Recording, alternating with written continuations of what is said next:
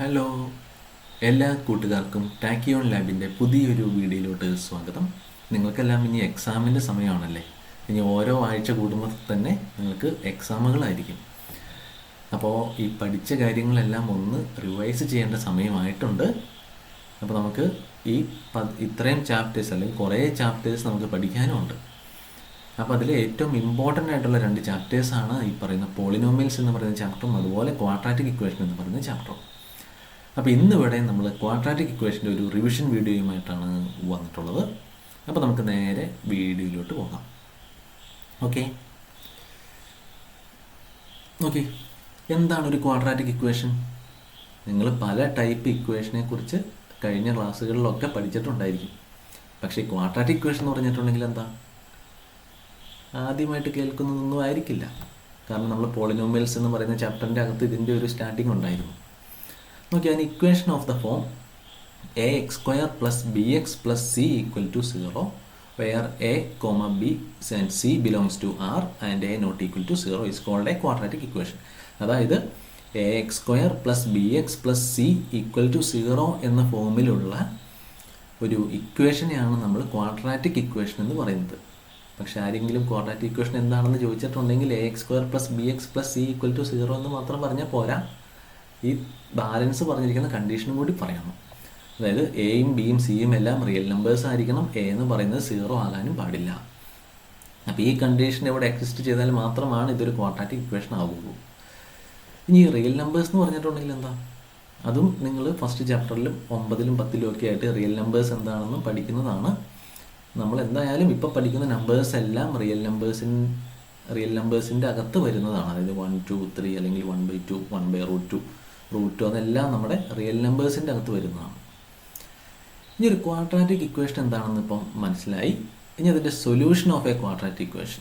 ഈ സൊല്യൂഷൻ നമുക്ക് വേറൊരു പേരും പറയുന്നുണ്ട്. അതും നമ്മൾ പോളിനോമിയൽസിൽ പഠിച്ചിട്ടുണ്ട്. എന്തായിരുന്നു? Zeros of a quadratic equation അല്ലെങ്കിൽ roots of a quadratic equation.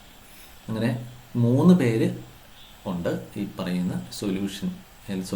Total 3 പേര്. അതായത് ഒന്ന് സൊല്യൂഷൻ, പിന്നെ മറ്റേത് റൂട്ട്സ്, പിന്നെ അടുത്തത് സീറോസ്. അപ്പോൾ ഈ 3 അല്ലെങ്കിൽ ഈ 3 കൊണ്ട് എന്താണ് ഉദ്ദേശിക്കുന്നത്? അതായത് നമുക്ക് പറഞ്ഞു ഈ ax² plus bx plus c equal to 0 എന്ന് പറയുന്ന ഈ ക്വാഡ്രാറ്റിക് ഇക്വേഷൻ എടുക്കുകയാണെങ്കിൽ അവിടെ എയും ബിയും സിയും എല്ലാം റിയൽ നമ്പേഴ്സാണ്. എ 0 ആക്കാൻ പാടില്ല, അത് പിന്നെ അറിയാലോ. പിന്നെ ഇവിടെ എക്സ് എന്ന് പറഞ്ഞിട്ടുണ്ടെങ്കിൽ വേരിയബിളാണ്. അപ്പോൾ ഇവിടെ എക്സിന് ഏതൊക്കെ വാല്യൂ കൊടുക്കുമ്പോഴാണ് ഈ ax² plus bx plus സിയുടെ വാല്യൂ 0 വരുന്നത്? ആ വാല്യൂസിന് പറയുന്ന പേരാണ് solutions of a quadratic equation അല്ലെങ്കിൽ roots of a quadratic equation. പക്ഷെ ഒരു കാര്യമുണ്ട്, ഈ പറയുന്ന നമ്മുടെ റിയൽ നമ്പർ സിസ്റ്റം എടുക്കുകയാണെങ്കിൽ നമുക്ക് ഇൻഫിനിറ്റ് നമ്പർ അല്ലെങ്കിൽ കുറേ നമ്പേഴ്സ് ഉണ്ട്. എത്ര ഉണ്ട്? ഇൻഫിനിറ്റ് നമ്പേഴ്സ് ഉണ്ട്. നമ്മൾ എന്തോരം എണ്ണിയാലും തീരില്ല. അത്രയ്ക്ക് നമ്പേഴ്സ് ഉണ്ട്. അപ്പം ഇതിൽ ഏത് നമ്പർ കൊടുക്കുമ്പോഴാണ് ഈ പറയുന്ന ax² plus bx plus സിയുടെ വാല്യൂ 0 വരുന്നത്? ഒരു ക്വാഡ്രാറ്റിക് ഇക്വേഷനെ സംബന്ധിച്ച് നമുക്ക് ഇത്രയും ഇൻഫിനിറ്റ് നമ്പേഴ്സ് ഉണ്ടല്ലോ, അതിൽ 2 വാല്യൂ കൊടുത്താൽ മാത്രമാണ് ഈ ax² plus bx plus സിയുടെ വാല്യൂ 0 വരുന്നത്.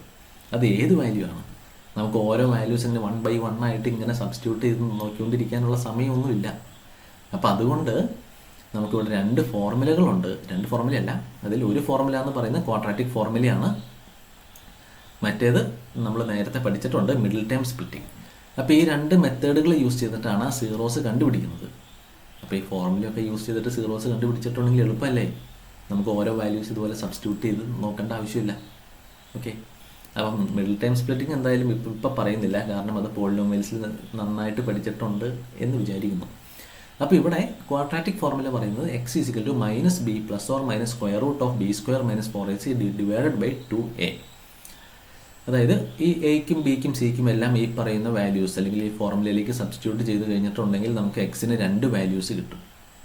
അപ്പോൾ ആ എക്സിന് ഈ പറയുന്ന 2 വാല്യൂസും സബ്സ്റ്റിറ്റ്യൂട്ട് ചെയ്ത് കഴിഞ്ഞിട്ടുണ്ടെങ്കിൽ ഈ ax² plus bx plus സിയുടെ വാല്യൂ നമുക്ക് 0 ആണ് കിട്ടുള്ളൂ.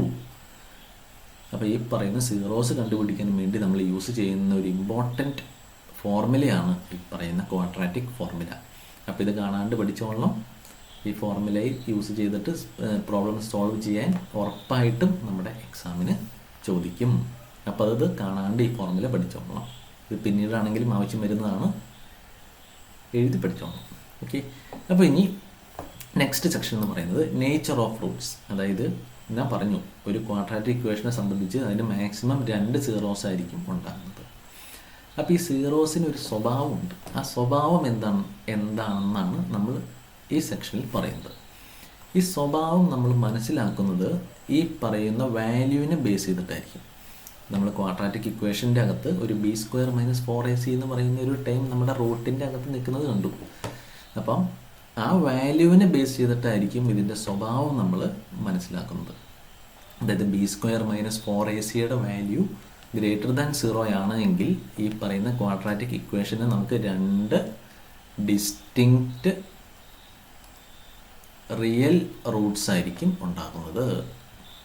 റിയൽ റൂട്ട്സ് എന്ന് പറഞ്ഞിട്ടുണ്ടെങ്കിൽ നമുക്ക് ഇത് സോൾവ് ചെയ്ത് കഴിയുമ്പോൾ കിട്ടുന്നത് 2 ഡിസ്റ്റിങ്ക്റ്റ് റിയൽ നമ്പേഴ്സ് ആയിരിക്കും. ഇനി b² - 4ac value less than 0 വന്നാലോ? അപ്പോഴും 2 ഡിസ്റ്റിങ്ക്റ്റ് റൂട്ട്സ് തന്നെയാണ്, പക്ഷേ അത് റിയൽ റൂട്ട്സ് അല്ല. അതിന് നമ്മൾ ഇമാജിനറി റൂട്ട് എന്ന് പറയും. ഇമാജിനറി റൂട്ട്സ് എന്നാണ് പറയുന്നത്. അതെന്താണെന്ന് നമ്മൾ അടുത്ത ക്ലാസ്സിൽ, അതായത് പ്ലസ് വണ്ണിലാണ് പഠിക്കുന്നത് ഇമാജിനറി റൂട്ട് എന്താണെന്ന്.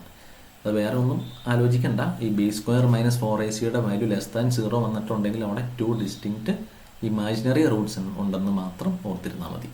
ഇനി b² - 4ac value equal to 0 വന്നാലോ? ചിലപ്പോൾ അങ്ങനെയും വന്നേക്കാം കേട്ടോ. b² - 4ac value equal to 0 വന്നേക്കാം. അപ്പം അങ്ങനെ വന്നിട്ടുണ്ടെങ്കിൽ നമുക്ക് 2 ഈക്വൽ റിയൽ റൂട്ട്സ് ആയിരിക്കും ഉണ്ടാകുന്നത്. അപ്പം എങ്ങനെ വന്നാലും ഒരു ക്വാഡ്രാറ്റിക് ഇക്വേഷന് 2 റൂട്ട്സ് ഉണ്ട്. ഈ 3 കണ്ടീഷനായിരിക്കും എപ്പോഴും സാറ്റിസ്ഫൈ ചെയ്യുള്ളൂ. ഒന്നെങ്കിൽ അതിന് 2 ഡിസ്റ്റിങ്ക്റ്റ് റിയൽ റൂട്ട്സ് ആയിരിക്കും, അല്ലെങ്കിൽ 2 ഡിസ്റ്റിങ്ക്റ്റ് ഇമാജിനറി റൂട്ട്സ് ആയിരിക്കും, അല്ലെങ്കിൽ 2 ഈക്വൽ റൂട്ട്സും ആയിരിക്കും. അപ്പോൾ ഇതാണ് അതിൻ്റെ സ്വഭാവം എന്ന് പറയുന്നത്. ഈ b² - 4ac വാല്യൂവിനെ ഡിപ്പെൻഡ് ചെയ്തിരിക്കും അതിൻ്റെ സ്വഭാവം. ഓക്കെ, അപ്പോൾ നമുക്കൊരു എക്സാമ്പിൾ നോക്കിയാലോ? എക്സാമ്പിൾ, അതായത് ഇപ്പോൾ ഒരു 2x² + 8x + 1 = 0 എന്ന് പറയുന്ന ഒരു ക്വാഡ്രാറ്റിക് ഇക്വേഷനാണ്. അപ്പോൾ ഇതിനും 2 സീറോസ് ഉണ്ടാകുമല്ലോ. അപ്പോൾ അതിൻ്റെ സ്വഭാവം നമുക്ക് എങ്ങനെ പറയാൻ പറ്റും? സിമ്പിൾ അല്ലേ? അതായത് b² - 4ac വാല്യൂ ഒന്ന് കണ്ടു നോക്കിയാൽ മതി. b² - 4ac ഒന്ന് കണ്ടു നോക്കാം. b² എന്ന് പറയുമ്പോൾ ഇവിടെ 8 ആണ് b ആയിട്ട് വരുന്നത്. അപ്പോൾ b² എന്ന് പറയുമ്പോൾ അത് 64 എന്ന് വരും. 64 - 4 × a എന്ന് പറയുന്നത് 2 ആണ്, c എന്ന് പറയുന്നത് 1 ആണ്. ഇത് എന്തായാലും സബ്ട്രാക്ട് ചെയ്ത് കഴിയുമ്പോൾ ഗ്രേറ്റർ ദാൻ 0 ആയിരിക്കും വരുന്നത് അല്ലേ? ചെയ്ത് നോക്കേണ്ട ആവശ്യമൊന്നും ഇല്ലല്ലോ. 64 ആയിരിക്കും വലിയ നമ്പർ. അപ്പോൾ അതുകൊണ്ട് ഈ പറയുന്ന ക്വാഡ്രാറ്റിക് ഇക്വേഷൻ നമുക്ക് 2 ഡിസ്റ്റിങ്ക്റ്റ് റിയൽ റൂട്ട്സ് ആയിരിക്കും ഉണ്ടാകുന്നത്. അപ്പോൾ ഒരു ക്വസ്റ്റ്യൻ ഒന്ന് ചെയ്ത് നോക്കിക്കോട്ടോ. x² + 9x + 2 = 0. ഇതും ഒരു ക്വാഡ്രാറ്റിക് ഇക്വേഷനാണ്. അപ്പോൾ ഇതിൻ്റെ നേച്ചർ ഓഫ് റൂട്ട്സ് ഒന്ന് കണ്ടുപിടിച്ചിട്ട് താഴെ കമൻറ്റ് ചെയ്യുക. ഇനി നമുക്ക് ചെയ്യാനുള്ളത് ഒരു ക്വസ്റ്റ്യനാണ്. ഇത് കഴിഞ്ഞ ദിവസം നമുക്ക് ഷോർട്സ് ആയിട്ട് ഇട്ടിരുന്നു. ഓക്കെ, അപ്പം ഈ ക്വസ്റ്റ്യൻ, അതായത് ഈ ക്വസ്റ്റ്യൻ കിട്ടാത്ത ആരെങ്കിലും ഉണ്ടെങ്കിൽ നമുക്കതൊന്ന് ചെയ്ത് നോക്കാം. Okay, write the value of k for which x² + 4x + k is a perfect square. അതായത് kക്ക് ഏത് വാല്യൂ കൊടുത്താലാണ് ഈ പറയുന്ന ഇക്വേഷൻ x² + 4x + k എന്ന് പറയുന്ന ഒരു പെർഫെക്റ്റ് സ്ക്വയർ ആകുന്നത്. പെർഫെക്റ്റ് സ്ക്വയർ എന്ന് പറഞ്ഞിട്ടുണ്ടെങ്കിൽ വേറെ ഒന്നുമല്ല, ഈ തന്നിരിക്കുന്ന എക്സ്പ്രഷനെ നമുക്കിപ്പോൾ ഒരു x + a² എന്ന് പറയുന്ന ഫോമിൽ റെപ്രസെൻറ്റ് ചെയ്യാൻ പറ്റണം. അല്ലെങ്കിൽ ഇപ്പോൾ x - a² ആണെങ്കിലും മതി കേട്ടോ. ഞാനിപ്പോൾ ഒരു ജനറലായിട്ട് പറഞ്ഞു എന്നേ ഉള്ളൂ, x + a². ഓക്കെ, അപ്പം ഇതിലേതെങ്കിലും ഒരു ഫോമിൽ ഇതിനെ റെപ്രസെൻറ്റ് ചെയ്യാൻ പറ്റണം. അപ്പം അങ്ങനെ റെപ്രസെൻറ്റ് ചെയ്യാൻ പറ്റണമെങ്കിൽ kക്ക് ഏത് വാല്യൂ കൊടുക്കണം എന്നാണ്. അപ്പം അതിനും ഒരു കണ്ടീഷനുണ്ട്. ഈ പറയുന്ന b² - 4ac വാല്യൂ 0 വന്നാൽ മാത്രമാണ് നമുക്ക് ഇതിനെ ഒരു പെർഫെക്റ്റ് സ്ക്വയർ എന്ന് പറയാൻ പറ്റുള്ളൂ. അല്ലെങ്കിൽ ഇതിനൊരു x + a² അല്ലെങ്കിൽ ഒരു x - a² എന്ന് പറയുന്ന രീതിയിൽ റെപ്രസെൻറ്റ് ചെയ്യാൻ പറ്റുള്ളൂ. അപ്പോൾ B square minus 4ac value ഒന്ന് കണ്ടു നോക്കിയാലോ. ഇവിടെ ബി എന്ന് പറഞ്ഞിട്ടുണ്ടെങ്കിൽ എന്താണ്, ബി എന്ന് പറയുന്നത് 4 ആണ്, ബി എന്ന് പറയുന്നത് 4 ആണ്, എ എന്ന് പറയുന്നത് 1 ആണ്, കെ എന്ന് പറയുന്നത് അല്ലെങ്കിൽ സി എന്ന് പറയുന്നത് കെയുമാണ്. ഇതെങ്ങനെ വന്നതെന്ന് അറിയാലോ. നമ്മുടെ standard form ax² + bx + c ആണ്.